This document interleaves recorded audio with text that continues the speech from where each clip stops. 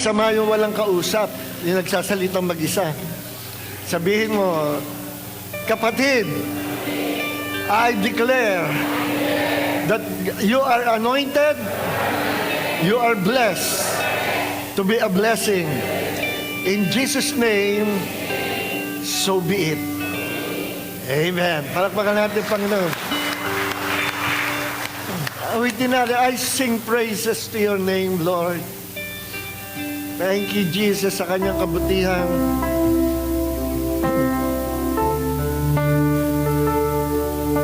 Yes, Lord.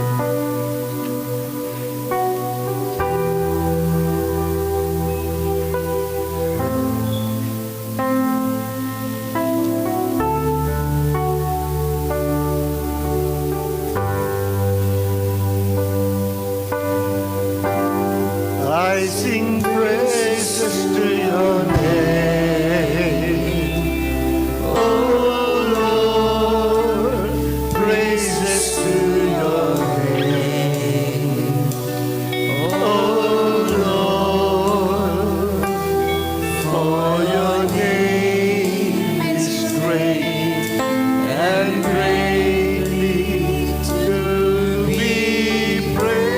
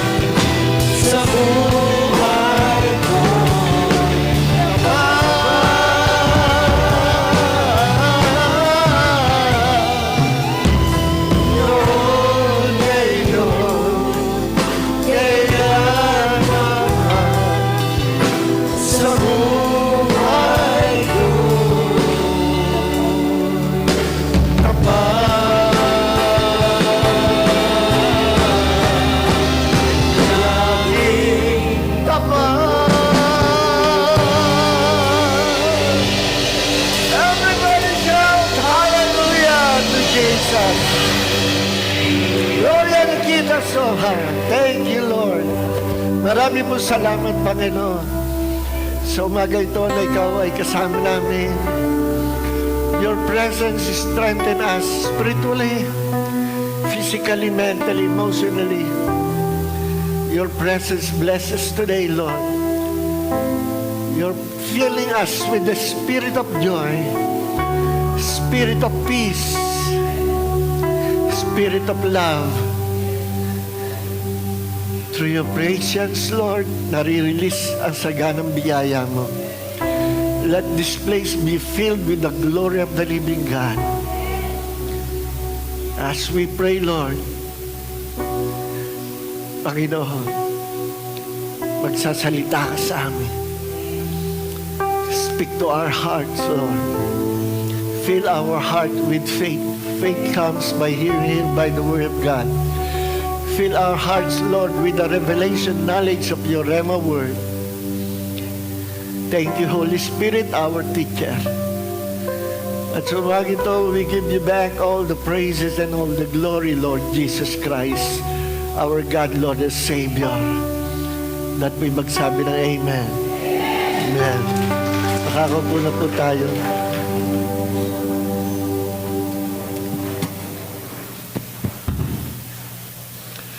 Praise God. Ang title po ng ating sermon or another teaching message is Joining Forces with God. No? Pakikipag-isa sa puwersa o kapangyarihan ng Diyos. Ang pagsapo natin is about prayer. No? Actually, ang original title po nito, the importance of prayer in spiritual warfare. So, very interesting po ito. Ang kahalagahan ng panalangin sa spiritual na pakikipagbaka. No? The importance of prayer in spiritual warfare and deliverance. No? Kaya lang mahaba, kaya senior cut ko.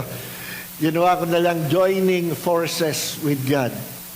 Okay, because one of the most important reason ng prayer, importance of prayer sa spiritual warfare and deliverance is it is joining forces with God. Pakikipag-isa sa kapangyarihan, kalakasan ng Diyos. Pagka ang kakampi mo ay Diyos, lahat ng kalaban babagsak, malilipol. And 100% you will become victorious kapag ang kakampi mo ay Diyos. So natatalo lang ang mga manampalataya sa labanan, at marami pong labanan labanan ng pagsubok, no? The sufferings in this world, hardship in this life, pag-uusig, mga kagipitan, mga problema, yan po ay ginagamit ni Satanas to weaken us, to destroy our faith, para tayo ay mawala at manghinawa at tayo ay madismaya, madiscourage hanggang sa mawala tayo sa paglingkod sa Panginoon. Yung mga kahirapan ng buhay, no? Pagsubok sa ating pananampalataya, ginagamit ni Satan, opportunity yun, para pahinain tayo. On another side of the coin, na ginagamit ni Satan, na very effective hanggang sa panahon ngayon, is the deception of the world, the riches and wealth of this world, yung desire na tayo ay maging, salamat iha, maging masagana sa pera, ano? You see, mga kapatid, money is not evil. Masarap maraming pera. Ako gusto ko, maraming pera ako. Para marami akong magamit na pantulong sa ministry ng Panginoon at marami akong matulungan. Pero ang deception ay ginagamit din ni Satan ang wealth and riches of this world para dayain ang mananampalataya to destroy our focus sa Panginoong Hesus at ma-divert sa mga bagay na magkakaroon tayo ng malaking pera, financial blessing, na in the end, it will just discourage us dahil hindi mangyayari. Or, kung ito may mangyari, and that blessing came from the devil, itataas ka, tuwan-tuwa ka. But one of these days, gagawa yan ng paraan para mawala ang lahat ng ibinigay niya sa iyo. Para mag-divert ang attention mo at pahinain ng iyong pananampalataya. At bigla kang iiwas sa era, ibabagsak ka. At doon darating yung matinding discouragement, pagkawalang gana at panlalamig sa pananampalataya, hanggang sa ikaw ay lumayo sa Panginoon. Nandun po yan sa Mark chapter 4, yung 4 kinds of heart. Yung puso na mabato, puso na matinik, puso na kagaya ng nataniman ng binhi sa daan, tapos na agaw naman ng ibon, ang ibon ay demonyo or the devil, at yung another kind of heart, yun ang maganda, na magbubunga ng 100-fold dahil nataminan ng seed of the Word of God. Yun yung napatanim sa magandang lupa. So, ang mga mananampalataya, depende sa kanyang spiritual growth at spiritual na pakikipagrelasyon sa Panginoon, depende sa atin, sa atin din, ang tayo may dahilan. Kung paano tayo magkakaroon ng rocky heart, or stony heart, or puso na matinik, madawag, or kagaya ng binhi na napatanim sa tabindaan na naagaw ng ibon, ng demonyo, or if we will have a good heart, yung tinatawag na good soil, na taniman, na seed, Word of God, hindi siya nagpa-distract sa riches, sa world of this world, hindi siya nagpa-distract sa kahirapan ng buhay, sa mga problema, kundi ang focus niya ay nasa Panginoon at ang interest niya 100% ay nasa Word of God, lumago na lumagot nagbunga at siya pinagpala ng Diyos 100-fold return. Pag ang Diyos ang nagpala, totoong pagpapala. Pag si Satanas ang nagpala, he will just discourage you. At lahat ng binigay sa iyo, babawin ni Satanas, plus may interest pa. May interest, may tubo. Pwede kang lagyan kung ano-anong sakit na ikahihirap mo. Pwede kang lagyan ng problema na hindi matapos-tapos dahil nasa stronghold ka. Merong foothold sa iyo si Satan. Sapagkat ang puso mo ay hindi na naging tama sa Panginoon. Napapunta sa riches and wealth of this world. Again, ako po, I'm not against prosperity teaching. Ako mismo ay prosperity teacher, pero ang prosperity teaching ko, hindi kagaya ng mga tinuturo ngayon na tinatawag na prosperity sa finances, na may kasamang manipulation sa mga tao. And that manipulation, that style is witchcraft in the church. Hindi na ako magpapakalal yan. Next time na lang natin tatalakayin. At maraming ganyan ngayon. But I believe that prosperity is God's desire for all of us na magkaroon ng kaginhawahan sa buhay. Hindi lahat puro labanan. Hindi lahat combat zone. Ang ating destiny. Meron ding comfort zone. Meron namang nasa comfort zone, dadalhin ng Panginoon sa combat zone to test His faith. At doon naman, sisingit si Satan sa panahon ng tests and trials, bubulong-bulong, sasabayan ka, di-discourage ka, at ang Diyos naman, ine-expect niya na magpakatagtag ka at huwag mong aalisin ang focus mo kay Jesus habang nasa tests and trials ka. Sapagkat once you overcome those tests and trials, i-elevate ka ng Panginoon, tataas ka sa mataas na kalagayan. You will be promoted, exalted by God. And all the blessings of God will be upon your lives. Kasi dumaan ka, pumasa ka sa testing. No?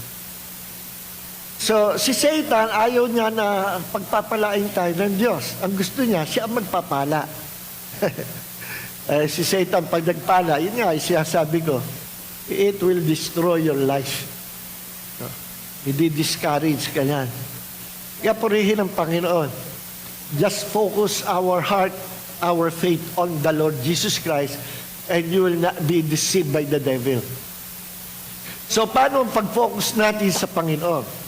Paano yung hindi tayo madidistract ng mga fiery darts of the devil, yung mga nag-aapoy na palaso niya? Kasi yung mga ginagamit niyang pang-attack sa atin, para yung apoy na palaso eh. Yun daw ang masakit na tumama nung unang panahon. Yung araw, yung pana, nilalagyan ng malagkit na substance, parang alkitrang, kung ano. Ginagawa yon ng mga Roman soldiers. Pagkatapos, sisindihan nyo. Mag-aapoy yun at ipapana sa kalaban. Pag sa mga bahay ipinana, masusunog yung bahay. Pag sa tao ipinana, nagsisigaw. At yun daw pinakamasakit kasi hindi mamatay-matay sa loob, nasusunog ang internal organs mo. At yung masakit na pagtumama.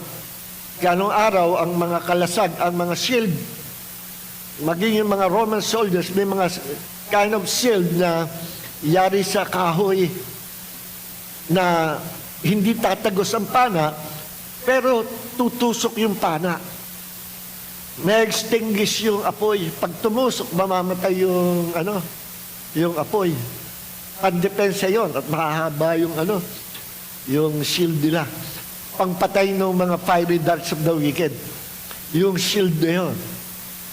So, ano mang attack sa atin ni Satanas, sa mga fiery darts o nag-aapoy na palaso na itinutudla sa atin Satanas, ang pampatay dyan yung ating pananampalataya sa Panginoong Jesus. Amen. Our faith is our shield. So, gusto ko buksan natin ang ating Biblia sa 1 Thessalonians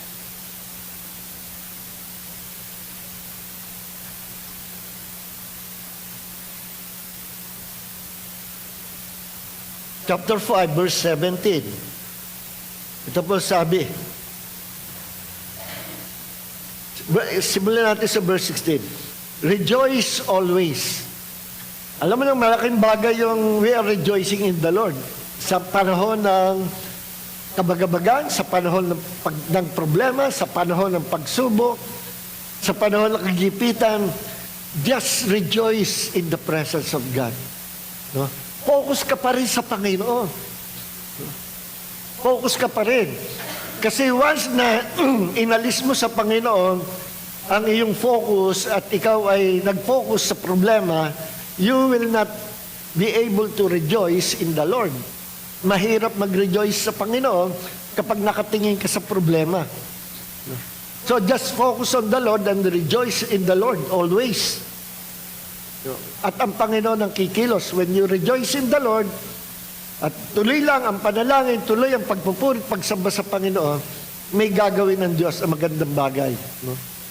Lahat babaligtarin ng Diyos. Lahat. Yung masama, gagawin niyang mabuti. Ang curse will turn into blessings. Problems will turn into prosperity and success and victory. Then sa verse 17, pray without ceasing.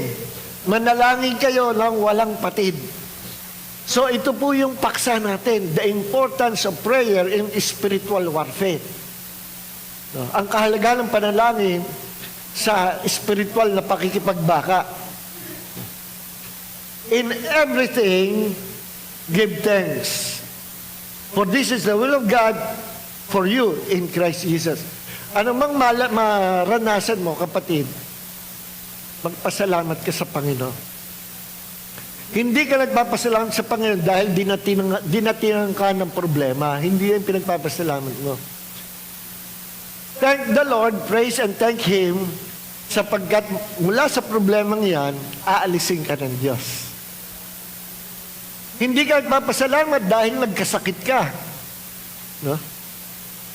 Nagpapasalamat ka dahil ikay may sakit, pero pagagalingin ka ng Diyos. Hindi ka nagpapasalamat dahil nalaglagan ka sa palengke ng 10,000. Nagpapasalamat ka sa Panginoon, Lord, salamat po. Sapagkat ang bagay na nawala sa iyo, o kung may nanakaw si Satanas, ay ibabalik ng Diyos sa iyo sa takdang panahon. Kaya yun sabi dito, in everything, give thanks. Sa anumang bagay maranasan natin, just thank and praise the Lord. Anumang negative na sitwasyon, magpasalamat sa Panginoon. Manalangin, magpasalamat, continue to worship the Lord. Anumang maranasan mo. Sa loob ng problema, thank the Lord. Sa panahon ng kabigatan, thank the Lord. Yun ang ibig sabihin ng in everything. No? Pero kung ikaw magpapasalamat sa lahat, Panginoon, sa wakas, laglagan ako ng 10,000. Mali. Salamat, Panginoon, at ako'y nagkasakit.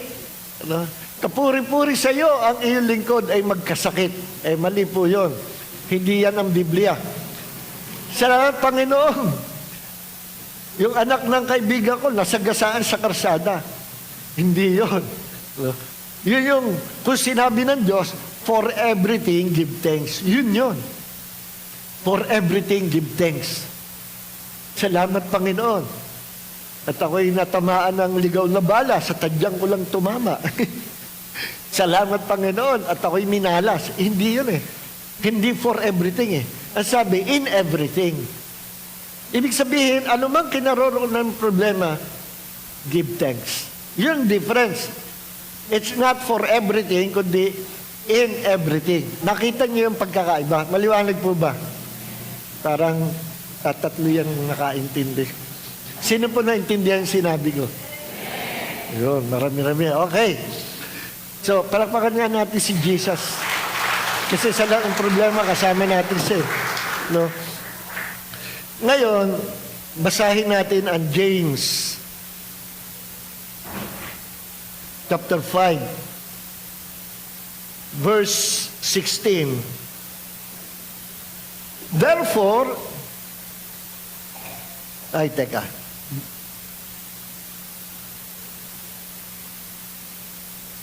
O, tama, verse 16.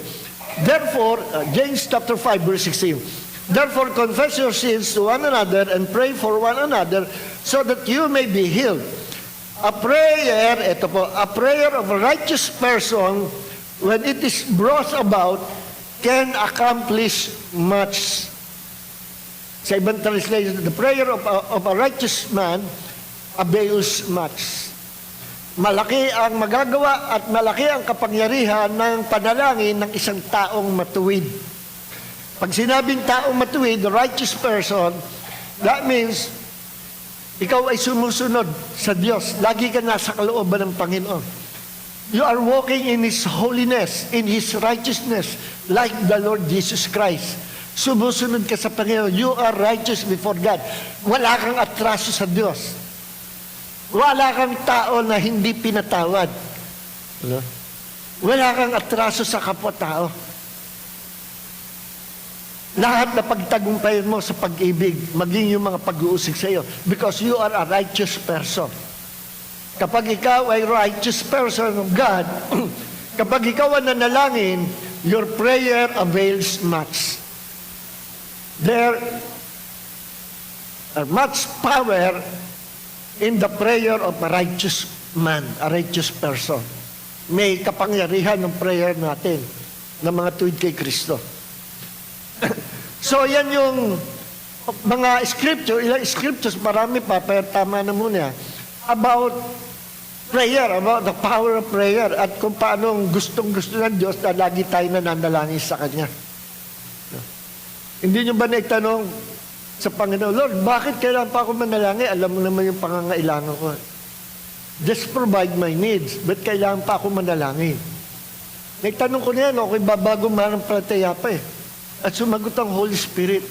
Ang sabi ng Panginoon, because I love you so much, at ang gusto ko sa anak ko, laging nakikipag-usap sa akin. Kung may kailangan, gusto ko laging lalapit sa akin. I want you to rely on me. I want you to trust me. Yun ang sabi ng Holy Spirit. Sapagkat nilikha tayo ng Diyos na may power to communicate with our God, at ang Diyos ay mahilig sa communication. Gusto ng Diyos ay makapagsalita sa atin. Gusto ng Diyos, tayo rin ay nagsasalita sa Kanya. And most of the time, sapagkat kulang tayo sa panalangin, hindi tayo sanay sa presence, hindi tayo sanay sa tinig ng Diyos, most of the time, ang Diyos nagsasalita, hindi natin maintindihan. We don't even know the language of the Holy Spirit. Nagbibigay ang Diyos ng warning, hindi pa natin alam. Kasi hindi familiar sa tinig ng Diyos. Hindi familiar sa presence ng Diyos. Why? Kasi bihira kang manalangin. Kapag ikaw ay regular na lagi nasa presence ng Diyos, praying to God, fellowshipping with Him, nakikipag-communicate ka sa Kanya, magiging familiar ka sa presence ng Diyos at magiging familiar ka sa tinig ng Diyos, and you will know the language of the Holy Spirit. Kasi pag hindi ka familiar, hindi mo alam ang lengguwahe ng Holy Spirit, para ka nakikipag-usap sa isang tao na iba ang kanyang lengguwahe sapagkat taga-ibang bansa, na hindi mo naman napag-aralan yung language niya. Para ka napapunta sa Germany, tapos nagtanong ka, nagsasalita ang kausap mo, German ang salita. Hindi marunong mag-English. Ini-English mo, hindi kayo magkaintindihan kasi German ang salita niya, hindi mo maintindihan yung lengguwahe niya. Kasi hindi mo pinag-aralan at hindi ka pamilyar noong ka na nakapunta sa Germany. Ganyan ang tao na bihira sa presence ng Diyos. Hindi alam ang language of the Holy Spirit. Bakit meron tao na kapag nagbasa ng Biblia, may revelation ng Panginoon? Meron mga tao, basa ng Bible, walang makitang revelation sa Panginoon. Kasi nga, hindi sanay sa presence of God, hindi familiar sa tinig ng Diyos. So, sa pamagitan ng pananahan natin sa presensya ng Diyos, masasanay tayo sa presence ng Diyos, masasanay tayo na ang Diyos nagsasalita sa atin. Meron akong kausap noon cessationist. Pinagpipilitan, ang Diyos daw hindi na nagsasalita ngayon sa tao. Sapat na raw ang Bible. Sabi ko, saan sa Bible mababasa na ang Diyos hihinto na sa pagsasalita sa tao? Pagka daw na-complete na yung canon of the scriptures, the book by na, yung 66 books, tapos na raw ang pagsasalita ng Diyos sa tao. Saan yun, Pako? Give me the verse. At bibigyan naman kita ng verse na nagsasabi na patuloy na nagsasalita ang Panginoon.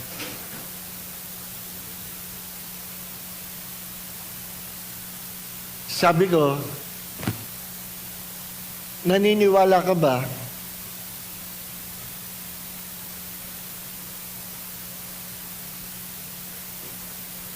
na ikaw ay tupa ng Panginoon? Abay, siyempre, ano ko, kambing? Tupa ako ng Panginoon. Pero hindi ka nariniwala na ang Diyos magsasalita sa iyo. Ay, hindi. Magsasalita ang Diyos sa Bible. Ang Holy Spirit nagsasalita sa puso ng tao ako. Hindi ka naniniwala. Hindi. Kasi hindi mo maintindihan ang language of the Holy Spirit. Kami lang continuationist ang makakaintindi. Kasi we believe that God still speak to His people. Hindi, sapat na ang Bible. Sabi ko, bakit ang panahon ni Moses? Meron na siyang 5 books. Genesis, Exodus, Leviticus, Numbers, Deuteronomy. So dapat sapat na yun. Bakit ang Diyos nagsasalita pa rin? Sa Kanya, face to face. At nagsasalita sa mga prophets of God after na mawala si Moses. at continuous nagsasalita sa mga prophets of God. At maging sa Book of Acts, the Holy Spirit spoke to the believers. At sabi ng Holy Spirit, the Holy Spirit said, ibukod niyo sa akin si Barnabas at si Paul. Meron akong misyon na ibibigay sa kanila. The Holy Spirit said. Nagsasalita pa. Book of Acts yun. Sabi ko, alam mo, Brad, ang mga tupa lang ng Panginoon ang makakarinig sa tinig ng Diyos. Ayun nga, sa Bible, maintindihan. Hindi, sa pagsasalita ng Diyos. Tingnan mo, John chapter 10, verse 27. Ano sabi ni Jesus? My sheep hear my voice. And they follow me. Because I know them. Ano sabi? My sheep hear my voice. So hindi ka naniniwala ng Diyos, si Jesus nagsasalita sa iyo, so you are not His sheep. Dahil mga sheep lang ang makakarin sa tinig ng Diyos. Ay sinasabi mo, hindi mo narinig tinig ng Diyos. Pero nagbabasa ng Bible, sa Bible na nagsasalita. But the voice of the Holy Spirit, sabi mo, wala na at hindi mo naririnig. So, possible, hindi ka tupa ng Panginoon. Sabi sa John 10:27, my sheep hear my voice and I know them. Baka hindi ka kilala ni Jesus. Kaya hindi mo marinig at tinig ni Jesus. Si Jesus nagsabi nun eh. So, mahalaga manalangin. No? At ito'y mahalaga sa spiritual warfare. Because prayer is joining forces with God. Pakikipag-isa. Kakampi mo ang Diyos. Pakikipag-isa sa kapangyarihan ng Diyos. Once na ikaw'y nanalangin, hindi na ikaw ang kikilos, kundi ang Diyos. Sa spiritual warfare, once you call upon the name of the Lord, Jesus, in prayer, hindi na ikaw ang kikilos, hindi na ikaw makikipaglaban. Ang Diyos ang makikipaglaban. Kaya sinasabi niya sa Old Testament, the battle is of the Lord, and victory is yours. Kaya isa sa mga famous name niya sa Old Testament ay Jehovah Nissi. Ano ibig sabihin Jehovah Nissi? The Lord our banner. Anong ibig sabihin no? Ang banner, yung bandera sa labanan, hindi nilalagay sa likod ng batalyon. Lagi sa front line. Kaya nung unang panahon, naalala ko nung panahon ng Civil War nung araw sa Amerika, sila kalaban ng North, yung South. Civil War nga inside America. Na ang baril nun ay isang putok, isang saksak, pinasaksak pa At ang labanan nun nagmamartya. Patay kung patay, bang! Bagsak ng bagsak, bang! Una tinatarget yung may hawak ng bandera. At pag natarget yung bang, pupulutin ng isa. At siya naman ang hahawak. So yung bandera sa harapan ng sundalo, ng batalyon inilalagay, hindi sa likod. Kaya sabihin ng Panginoon, I am your Jehovah Nissi or Yahweh Nissi. Ibig sabihin, I am the commander-in-chief of the Lord's army. Ako yung nasa unahan mo sa labanan. You don't have to worry because the battle is of the Lord and victory is yours. Ganun ang maranasan ng isang taong nananalangin lagi sa Panginoon. Inilalagay niya ang bandera sa front line. Ilalagay niya ang Panginoon sa front line. So, yun ang naganda.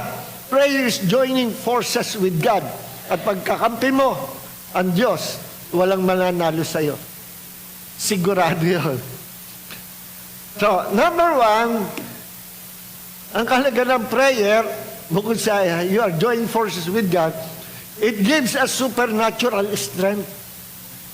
No?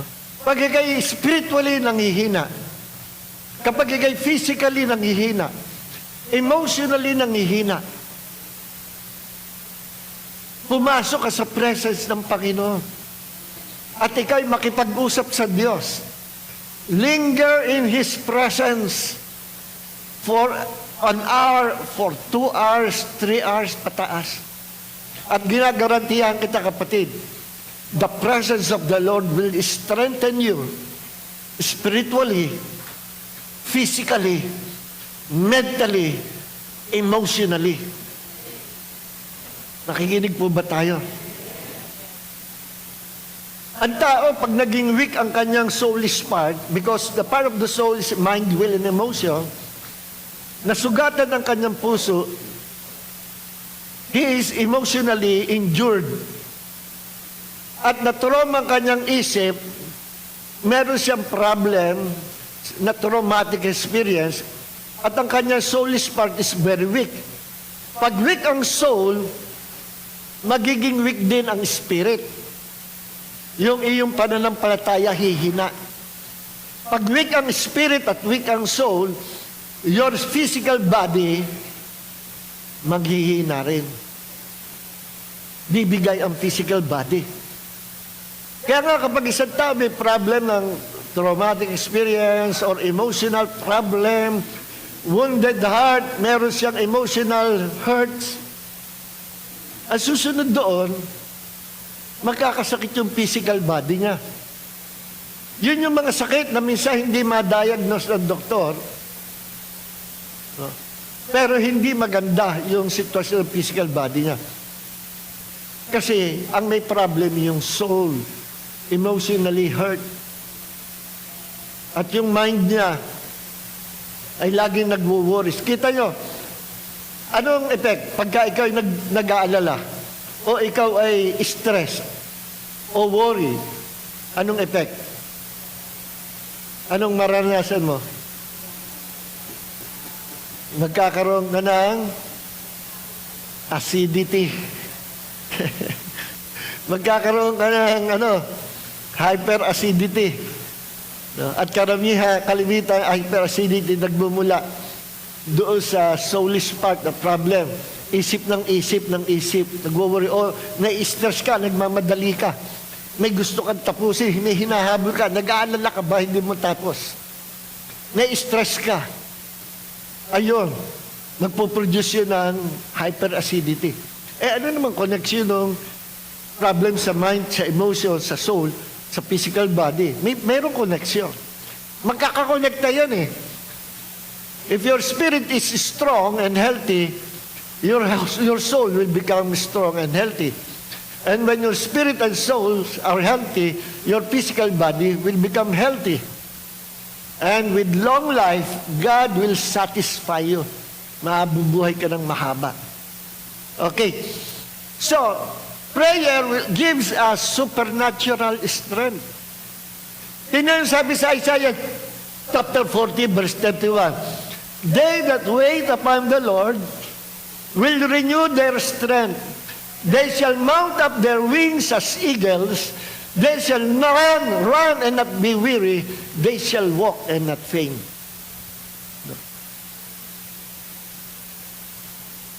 Ibig sabihin, ang agila, pag natanda na, pag bata, matayog ang lipad eh. Habang tumatanda, hinanghihina rin ang agila. Hanggang sa yung agila, nasa ground na lang, at nasa ibabaw na lang bato, nagpapahinga. At kahit hindi na siya masyadong makalipad na matayo, malakas pa rin siya kasi siya ay agila. At kapag ang agila ay mamamatay na, tumatayo siya sa mataas na lugar, sa mga bundok, sa Rocky Mountain, sa mga bato, or sa taas ng puno, sa pinakataas, at tinititigan niya ang araw. Nakafocus siya sa araw, yan lang ang tanging ibon na may kakaibang kalikasan na nakakatitig sa araw. At once na tumitig niya sa araw, ready na siyang mamatay. Ang mga Kristiyano, ng mga eagle Christians, habang siya nabubuhay, ano man mangyari, lagi siya nakahanda. Sapagkat lagi siya nakapokus, nakatitig sa Son of God. Hindi S-U-N, kundi S-O-N, Son of God. Sa mga kapatid, number 2, Bakit mahalaga? Kasi alam niyo sa spiritual warfare at sa deliverance, dapat spiritually strong ka. Huwag kang magpapalaya sa demonyo kung you are spiritually weak. At kung may sabit kang kasalanan, huwag kang magpapalaya sa demonyo. No? Baka malundagan ka pa. Be sure your heart is pure. Your heart is clean. Kaya sabi ni David, purify my heart, Lord. Create in me a clean heart. May pure heart tayo, then we are ready to fight to destroy the works of the devil. Pero kung may sabit ka, may hidden sin ka, huwag ka muna lalaban. Pumunta ka sa presence ng Panginoon, humingi ka muna ng tawad. At pag nalinis ka ng dugo ng Diyos, ng Panginoon, you are ready to fight the evil one. So, you must be spiritually strong, physically, emotionally strong. At makukuha ang lakas natin lagi sa presence ng Panginoon. Isaiah 40 verse 31. So our prayer gives us supernatural strength.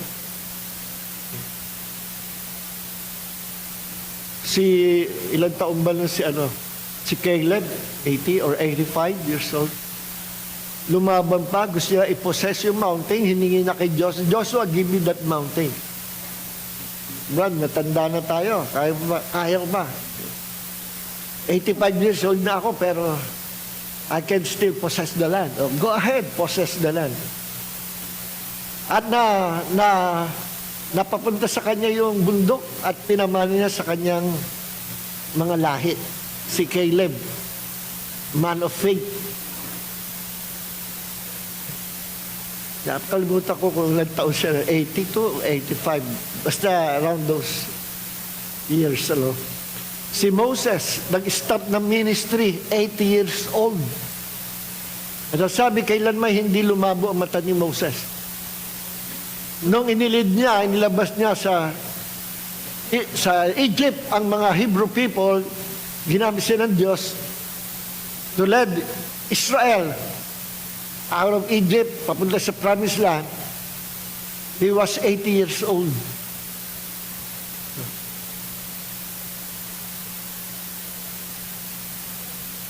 Ano yung kinalakas niya? Lagi siyang kinakausap ng Diyos. At lagi niyang kausap ang Diyos.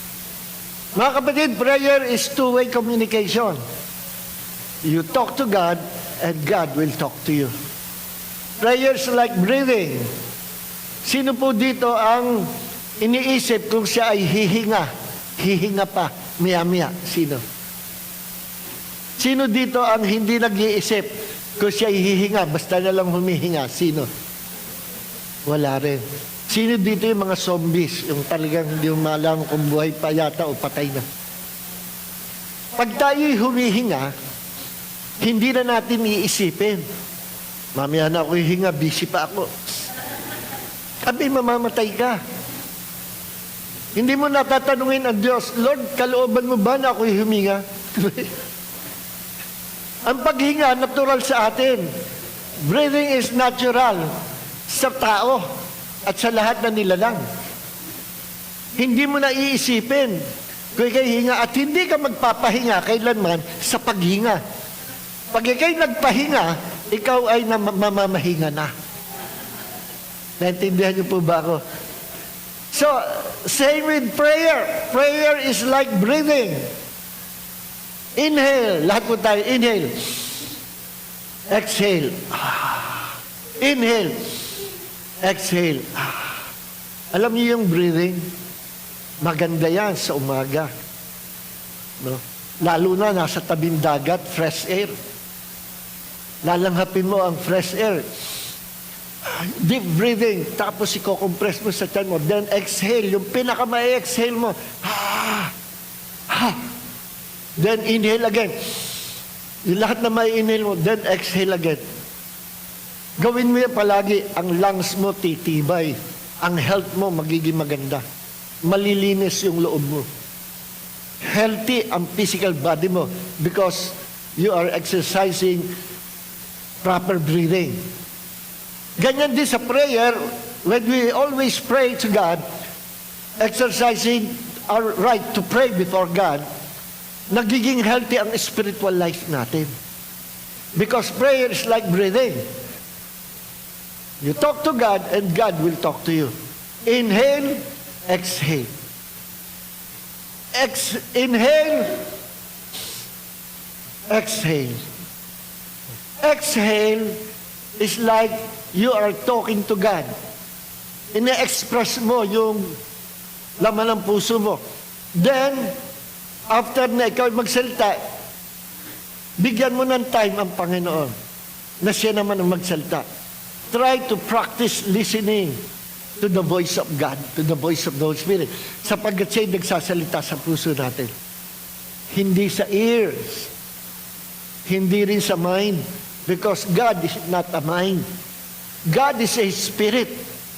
So God will talk to us, will communicate with us through our spirit, through our heart.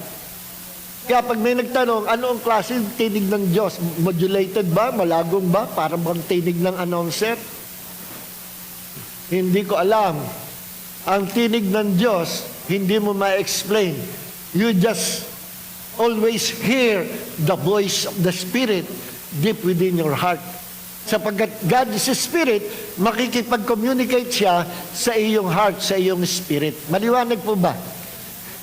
Then afterwards, pag na-receive ng Espiritu mo ang revelation of the Holy Spirit, ipo-forward ng ating spirit, our human spirit, which is our heart, ipo-forward yan sa mind natin.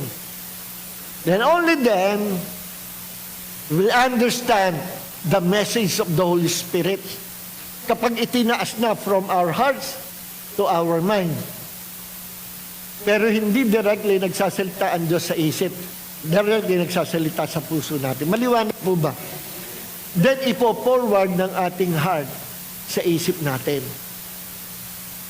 Kaya nga pag ang Diyos ay nagsalita sa puso mo, your faith will become strong. Because faith, ang pananampalataya ay hindi sa isip. Ang pananampalataya ay sa puso. Maliwanag po ba? Faith is in your spirit. In your heart, not in your mind. Kaya nga, pag mind ang ginamit natin, magiging pilosopo. Mangangatwiran ka. Then, gagamitan mo ng man-made logic. Sabi nung isa, hindi miracle yung nangyari sa Red Sea. Actually, pinag-aaralan ko yan. Sabi nung atheist na talitalinuhan. Fools naman. Yung tubig sa Red Sea at that time, nakatiyang, ganyan lang. So, walang miracle na naganap noon. Tumawid sila sa tubig na hanggang bukong-bukong lang. Sabi ko, mas may miracle. Kung paniniwalaan ko yung sinabi mo, lalo ako maniniwalang may miracle. Bakit? Isipin mo, ganyan kababaw ang tubig, nalunod yung mga karwahe ni Pero. Patay lahat. That was a miracle. Nalunod sa ganyan kababaw. Sabi ng atheist, kabutuloy. Kasi, hindi ubra ang kapilosopuhan. No? Mas marunong ang Diyos. Kaya sabi sa Bible, fool says in their heart, there is no God. You're a fool. Ay yabang mo. That's pride. Nagtatali-talinuhan ka, hindi mo naman pinag-aaralan ang mga bagay-bagay na nilikha ng Diyos, especially yung sarili mong katawan, pag-aralan mo, and you will discover that is someone who created your system, the system of your body. Huwag na yung buong katawan, mag-focus ka na lang sa mata. Pag-aralan mo mata, you will discover that there is God, a supreme being, the Creator who created our eyes. Bakit? Kahanga-hanga ang sistema ng mata natin. Every part merong function. Pag nawala yung part na nagkukonect sa bulag ka, hindi ka makakita. Pero dahil kumukonect yung maliit na part na yon, sa ganito, sa retina at sa kung ano-ano, nakakakita tayo. Pag na-damage yung isang part doon, lalabo ang mata mo. Ang system ng mata ng tao, ang mga parts, ay kahanga-hanga.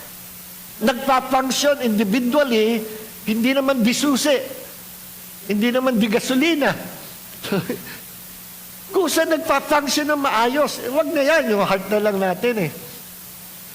So pag sinabi mo, there is no God, you're a fool, you're an idiot, you're imbecile, ikaw ng pinakatangang tao sa buong mundo. Sapagkat hindi mo naintindihan, tapos ka ng doctorate degree sa university, tapos tatanga-tanga ka. Hindi mo na-discover kung ano meron ang Diyos na nilikha sa atin. Yung mata mo, yung puso mo, yung creation, everything. Saksi lahat yan that there is a creator, a supreme being na lumikha ng lahat ng bagay. Pag hindi mo nakita yan, you're a fool. See? Doon dapat gamitin ni Eli Soriano yung salitang tanga. Hindi dapat gamitin yan at yung mga salitang gago sa mga Kristiyano na may doktrina lang na taliwas o hindi kagaya kanyang doktrina. Ang problem, pag hindi kawin ng doktrina, sasabihin, mga manloloko kayo, mga gago at tanga, hindi tama yun. Even the Lord Jesus Christ, sabi nga, bakit si Jesus, sinabi niya, you fools, sa mga Pariseo. Si Jesus yun, He is God. Si Jesus ka ba? Wala kang right na sabihin sa mga Pariseo, religious leader, that they're fool. Only Jesus can do that. Ganon din sa mga kapwa Kristiyano na may taliwas na doktrina. Hindi mo pwede sabihin gago o tanga sila. Hindi. Nag-aaral din yan. Taliwas nga lang. Doctrine. Pero pwede mong gamitin yung salitang tanga, imbecile, idiot. Sa isang tao, magsasabing there is no God. Nakikinig po ba tayo?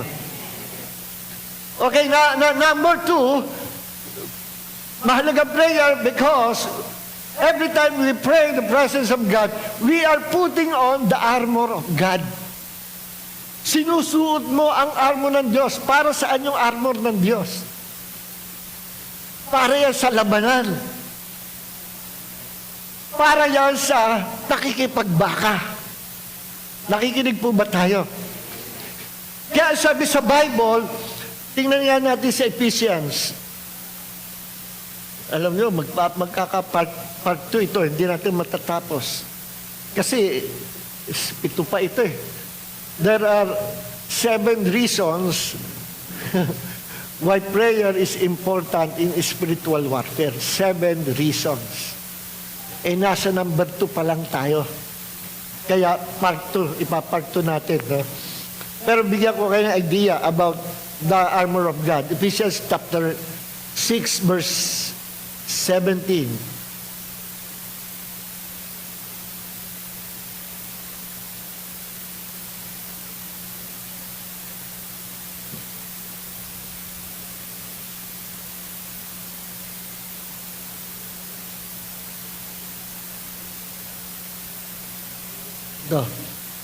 Sabi dito, verse 13, Ephesians 6:13, therefore, take up the full armor of God, so that you will be able to resist on the evil day, and having done everything to stand firm, stand firm. Sabi dito, kaya isuot nyo ang armor ng Diyos, isinusuot ang armor ng Diyos. Every time we pray, we're putting on the armor of God. Hindi sinabing, put on your pajamas. Hindi. Ano sinabi? Armor of God. Why? Ang buhay pananampalataya, hindi tulugan. Hindi tutulog. Kaya sabi sa 1 Peter chapter 5 verse 8, be sober, be vigilant. Your adversary, the devil, is like a roaring lion, seeking whom he may devour. Maging gising ka. Mag-antabay ka.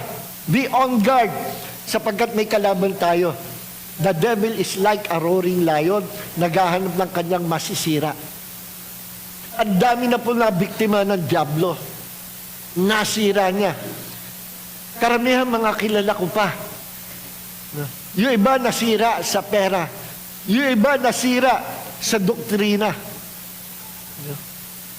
Sari-saring doktrina.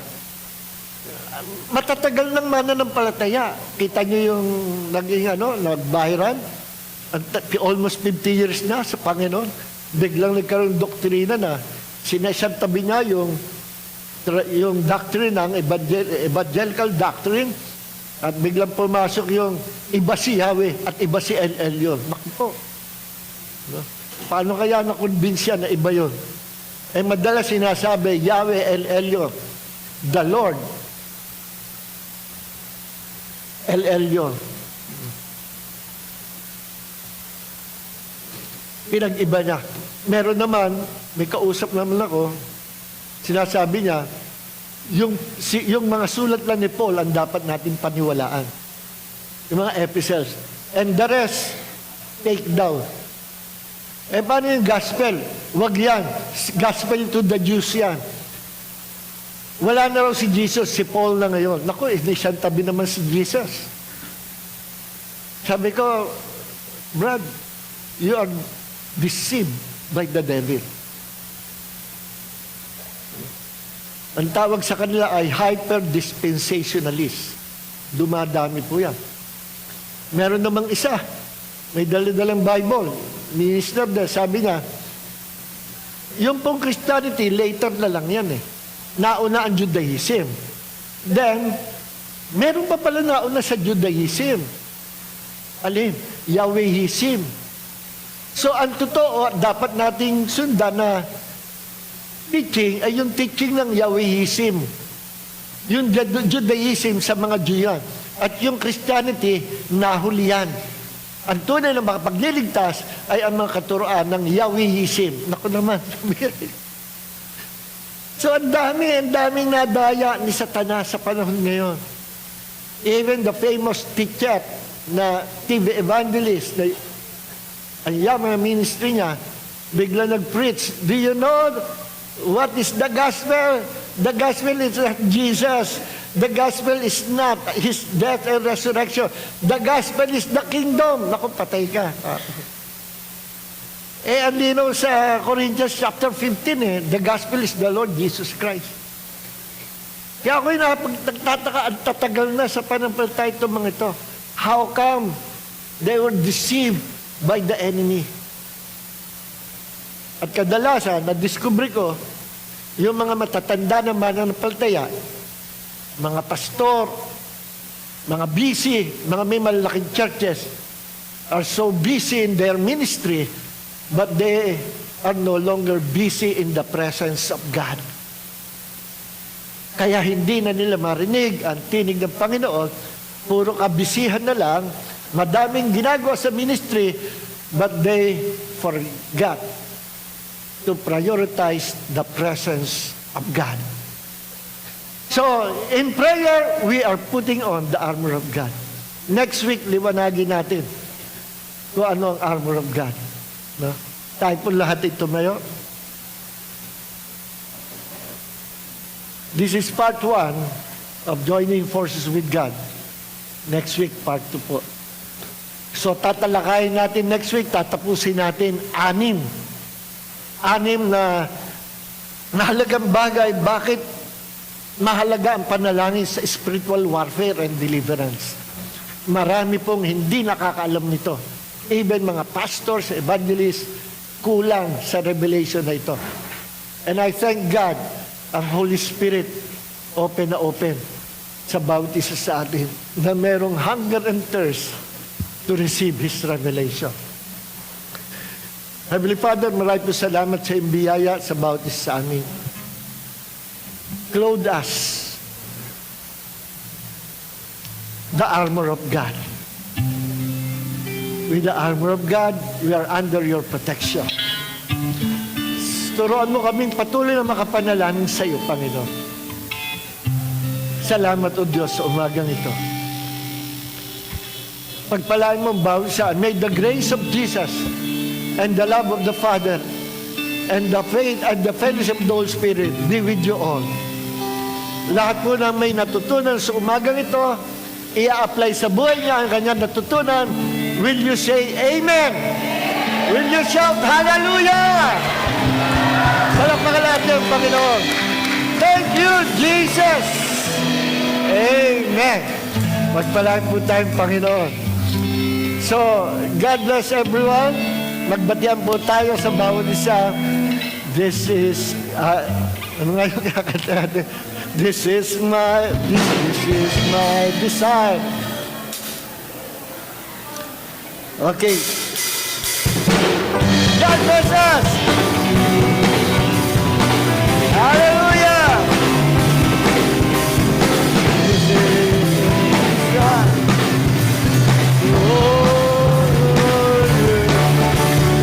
Lord, with all my heart, I worship you. All I have within me is to give you praise.